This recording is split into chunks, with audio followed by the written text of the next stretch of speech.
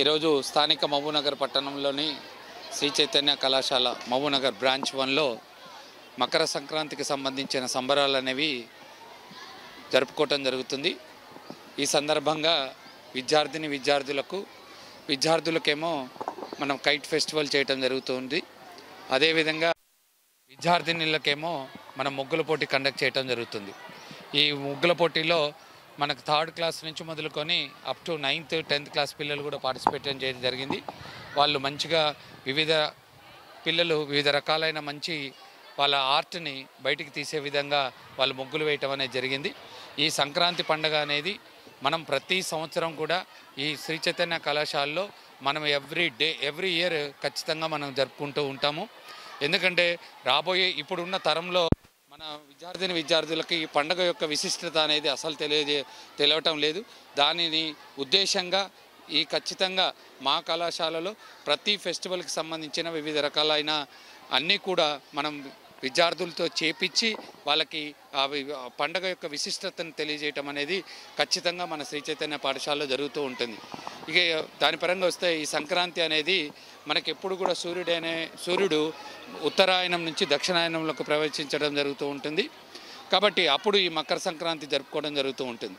ఈ మకర సంక్రాంతి జరుపుకోవడం యొక్క ముఖ్య ఉద్దేశం ఏంటంటే మన వివిధ రకాలైన మనకి పాడి పంటలు అనేవి కూడా మనకి ఇప్పుడు జరుగుతూ ఉంటాయి. ఈ పాడి పంటలు అన్నీ కూడా ఇప్పుడు మనకి కోతలకు వచ్చే టైం అన్నమాట.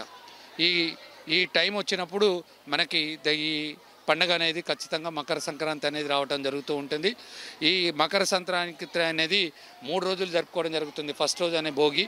ఈ భోగి వల్ల చిన్న పిల్లలందరికీ కూడా వివిధ రకాలైన ఆరోగ్యాలు అన్నీ అభివృద్ధి కలగాలన్న ఉద్దేశంతో వాళ్ళకి రేగిపళ్ళు, పువ్వులు, పళ్ళు అన్నీ కలిపి వాళ్ళకి భోగి పళ్ళు పోయటం జరుగుతూ ఉంటుంది.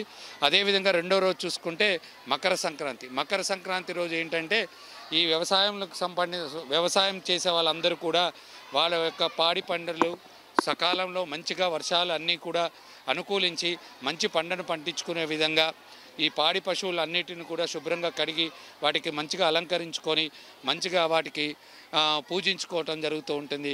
అదేవిధంగా కనుమ రోజు వివిధ రకాలైన పిండి వంటలు అవన్నీ కూడా చేసుకొని ఈ విధంగా 3 రోజులు పండుగ అనేది ముగించుకోవడం జరుగుతుంటుంది. మా శ్రీ చైతన్య కళాశాలలో ఒక్క విద్యనే కాదు, అనేక రకాలైన పిల్లలకి సాంస్కృతిక కార్యక్రమాలలో కానీ అదేవిధంగా పండుగల యొక్క విశిష్టత తెలియజేయడం అనేది కంపల్సరీగా ఎవ్రీ ఇయర్ చేసుకుంటాము. రాబోయే రోజుల్లో కూడా పిల్లలకి పండుగ యొక్క విశిష్టత అనేది ఖచ్చితంగా తెలియజేసే విధంగా మేము ముందుకెళ్తామని ఈ సందర్భంగా తెలియజేస్తున్నాను. Thank you.